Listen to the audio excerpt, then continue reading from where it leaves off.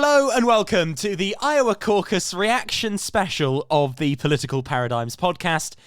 You'll never guess what? Look what the cat dragged in. It's Theo. Hello there. I'm back.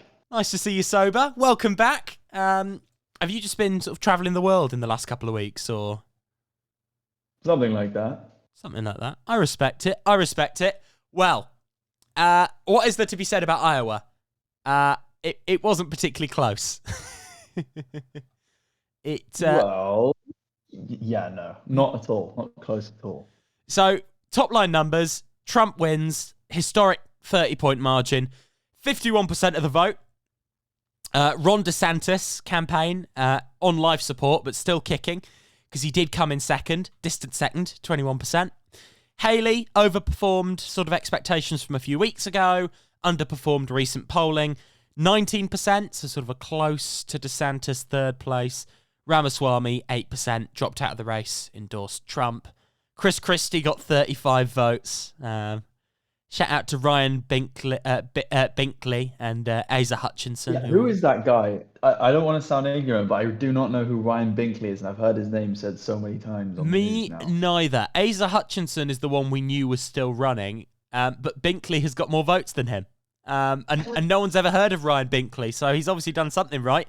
Copped 774 votes in the Iowa caucuses there. Well, he did better than Chris Christie, who was arguably one of the most dominant voices at the debates. So it tells you all you need to know about debates, especially the fact that Trump wasn't even at any of them. I want to know the people that, even though he dropped out a week ago, went through like minus 25 degrees snowstorm temperatures. Those 35 people desperate to caucus for Chris Christie. Who are these people? It's a statement.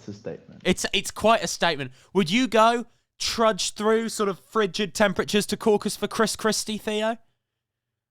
No comment.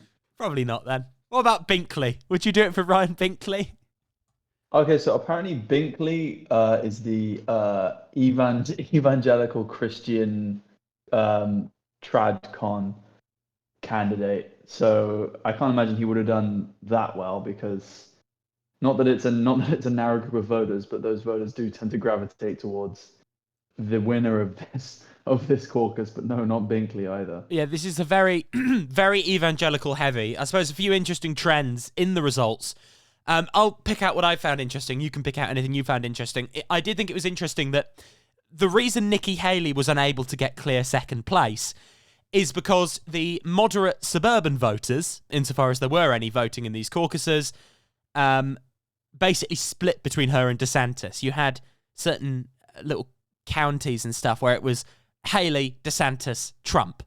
So she needed all of those voters to go to her, but they split between her and DeSantis. The other interesting thing was there was a lot of talk about Haley's voters being less motivated, and sort of Democrats that might caucus, switch party and caucus, would vote for her. I don't think they showed up, and DeSantis' sort of campaign operation got his people out. What do you think, Theo? What stood out to you underneath these results? Honestly, that there are at least a couple thousand. Well, there were people who decided not to vote for Trump and vote for Ramaswamy again. Not again, but instead. That's a good point. That people thought, oh, I'll vote for Ramaswamy, because he's honestly just been in Trump's shadow the whole race. And he talks big talk, but everyone saw this coming, and he actually did a lot better than I thought he would. Yeah, I was expecting a slight overperformance from him. Do we count 8% as overperformance, or is that basically what we thought would happen? I mean, honestly, again, he did better than I thought, because I feel like there are very few. I mean, I feel like there were many who may have liked his message, but his dogmatic America First Trump, platform would have definitely put them off, because if you're in the Ramaswamy camp, you're in the Trump camp, but with fresh legs, as he likes to say. Yeah, and obviously we're heading out to New Hampshire next. Probably going to be relatively close between Trump and Haley, but I think Haley's probably had her wings clipped by this result. It is the one state Trump is most vulnerable in. I do think if Trump wins New Hampshire next week, it's Jova. Okay, it's not. There is no there is no other state he will lose unless he's literally Yeah. not on the ballot. Yes, possible, but probably not because Supreme Court and that. Well, indeed. And you never know. Maybe Ramaswamy will jump back in the ring if Trump's taken off the ballot. You never know. Honestly, on Ramaswamy, I think he is playing the long game. I think it's kind of analogous to what maybe the likes of Kemi Badenoch may be doing in the UK. Obviously just putting themselves there in the, group of politicians who are viable for the leadership. But honestly, before the caucus, I thought his strategy might have been be in the race and be there and stay there in case anything happens to Trump, because Yeah. he's got his legal stuff going on, but also he's decently old and anything can happen at any time, especially at that age. But now I think he's actually positioning himself for a later election, not for obviously not for this cycle because he's dropped out. But he definitely was never intending to go for the bid right now with Trump in the race. There was no way. Yeah, I think his whole thing was, I will be the Trumpy candidate that Trump is most likely to endorse if for some reason he stops running, basically. Which he didn't. Exactly. It's always, I think do you feel sort of on this frosty Iowa morning, do you feel the sort of frost of delusion that it's not going to be Joe Biden and Donald Trump? Do you feel that starting to melt away a little bit? The denial in the mind of the American voter that it's going to be these two guys.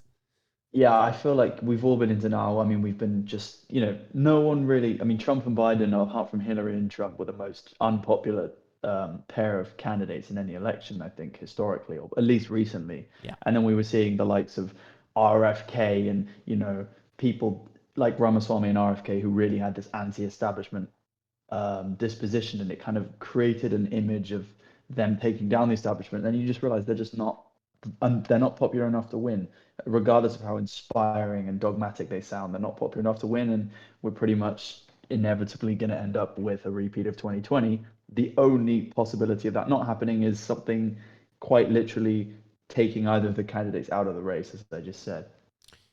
Theo, who do you now see as the second place candidate? Is it Haley, who is far ahead of DeSantis in New Hampshire and ahead of him in South Carolina? Or is it DeSantis because he came second in Iowa? I mean, who's going to drop out first? What the hell's going on? Okay, so there's an important caveat to Iowa. Iowa never actually indicates who the winner is going to be. Now, obviously, that's not the case here because Trump is just unprecedented in popularity, right? It's not even close. But 2016, Ted Cruz won the Iowa caucus.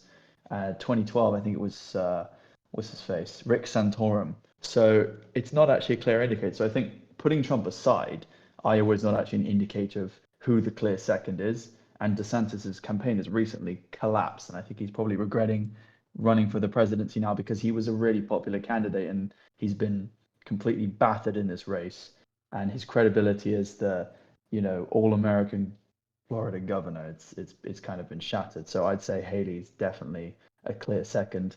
Not that it matters just by the sheer dominance of Trump, but you never know. Yeah, and that's the scenario Trump wants, I guess, because the thing about Haley, I was saying this last night, the Nikki Haley coalition is brittle. I can see, even though his campaign has been, and we'll talk about this, I'm sure, when he drops out, a colossal disaster, the DeSantis campaign. I mean, we'll never see the likes of it again, Theo. But sort of all the missed opportunities. But his coalition of support are the kind of voters that might consider voting for Trump. And it is pretty logical to think if Trump dropped out tomorrow and we were down to DeSantis v. Haley, I think DeSantis would probably win. But basically because Nikki Haley's support is concentrated among college-educated, independent or Democrat-leaning Republican primary voters. And those are not a majority. It's a bit like she's a factional candidate, basically. She's a candidate for a wing of the party that can, maybe she can win New Hampshire on a good day, come close in South Carolina. She's not capable of winning. Whereas DeSantis, even though he's completely failed, has a coalition that if it kept growing at Trump's expense, could win. Would you say that's fair? That DeSantis was always the bigger threat? Trump is probably pleased that Haley is like his main competition. I'd say so. I think Trump's challenge was to essentially convince this group of voters that could go between him or DeSantis that it's him, and he didn't even need to convince them. I mean, Yeah. very few campaign speeches, not even on mainstream social media, not at the debates. I think again we were deluding ourselves into thinking that it could be DeSantis versus RFK or whatever. It was almost a foregone conclusion. Someone says here, Nikki Haley is the Republican candidate for people who read books and get degrees. Performing worst with people with a high school or less qualification, performing best with college-educated voters. A Republican candidate for people who read books and get degrees is not much of a Republican candidate. Go to the Democratic primary. Switch over. Yeah. It's not really... Sort of, basically, she's doing well with the voters that left the Republican Party in the last decade or so. Yes, I think, yeah. I mean, and then she goes to the Democrat Party. Well, no way, obviously. Yeah. Sorry, Nikki Haley. I have seen some people basically saying they think she might be trying to position herself as sort of the I told you so candidate. Trump gets the nomination, Trump loses to Biden, and then she's waiting in the wings. My doubt about that is even if she is waiting in the wings, I feel like the voters will go for someone else. Not DeSantis, because he's cooked, but a different DeSantis-esque candidate in that scenario. If they don't go to Trump 2028. Don't rule out Trump 2028. I don't see her ever actually assembling a broad enough coalition. Maybe she does, but everything I'm seeing so far is, if anything, going off Iowa, her coalition is more unsuited for a Republican primary than we ever thought. And after New Hampshire, she's as cooked as Ron DeSantis is. Yeah, for sure. I mean, again, the Nikki Haley base that exists, as in Republican voters that meet those credentials which you highlighted, it's not that big to begin with. And look, between 2016 and 2020, you just felt like Trump was, digging himself into a hole and he was going to lose popularity. People still vote for Trump, which means there's almost nothing that can happen that will tear that base away from him. So Nikki Haley going, I told you so, and all the Trump voters going over to her because Trump lost. You think Trump's going to lose and his voters are going to think he lost fairly? Of course not. It's going to be another stolen election. Of course. Well, and this time he lost. And it's probably going to be a narrow loss again, isn't it, if he loses? So, they'll just, it's probably going to be 50,000 or so ballots dumped in the Mississippi River or something. That is obviously a joke, but yes, that's... Yeah, guys. Yes, I'm joking, guys. Are you an 2020 election truther? It's real! What is it? Maricopa County, they always go. Maricopa County! Fraud! I did see an interesting... So the exit polls in Iowa were really bad for anyone that isn't Trump. However, one poll here, this is Iowa Republican caucus voters, right? Is Trump fit to be president if convicted of a crime? 64% yes, 31% no. That makes me think Trump might be in danger in a general election. Maybe more than we think. Or that he can't gain popularity if he has a criminal conviction. Yeah, if 31% of the caucus goers in conservative skewed Trumpy Iowa are already saying, they'd have, let's take it at their word, so maybe half, if like a third of that 31% decided to vote for Biden, Trump would lose. If 10% of Republicans voted for Joe Biden would win Texas. Yeah. Do you think there is maybe more a Republican sleepwalking into disaster nominating Trump, or do you think Trump is going to be as competitive as he looks right now in the general election? I mean, I think, look, he could be walking, a tightrope, but then again, the thought that he would lose a significant amount of his base through a criminal conviction, the idea that people who previously voted for him, who stuck with him through all of this, through the insurrection, now through this litigation, and then he's going to be convicted, people who bought into the conspiracy theories that he came up with, about everything going against him and then going to go, oh, actually, no, I'm going to go vote for Biden. Yeah, of course, it could, a small shift could make a big difference, but I think that's not fully representative of how people are going to vote at the time. Because, of course, they're still being polled. You can't fully rely on polls, especially when it's something as contentious as a candidate being prosecuted by the state, multiple states, and by the federal government. Yeah. Those exit polls did make me feel slightly more optimistic for Biden, purely in the sense of there's clearly a sliver of the Republican electorate that isn't keen on Trump or Trumpism. And it's not nearly enough to win a primary. But if it can be persuaded to sort of, a bit like in 2020, some of those voters vote Biden or not vote Trump in a general election, I think Trump's nomination probably handicaps the Republican Party more than they think at this stage, as it were. Definitely. Yeah, I mean, I think a lot of the people, good majority of the people who voted for Trump, they're not thinking, well, we're going to vote for Trump because he's the one who's going to win the election. They're voting for Trump because they want revenge.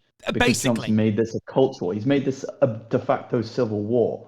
And of course, a lot of these voters, they're not going to be thinking about his, electoral standing with a 10% swing among other Republican voters. It's Trump is our guy, and this is the Civil War Part 2, and that's it.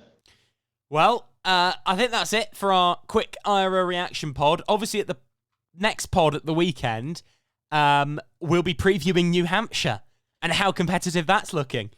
I won't ask you to make a prediction now, but I'm praying for anything within 10 points, to be honest, Theo. Just anything a bit interesting.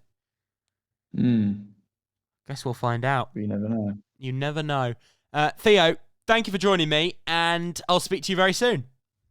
Thank you.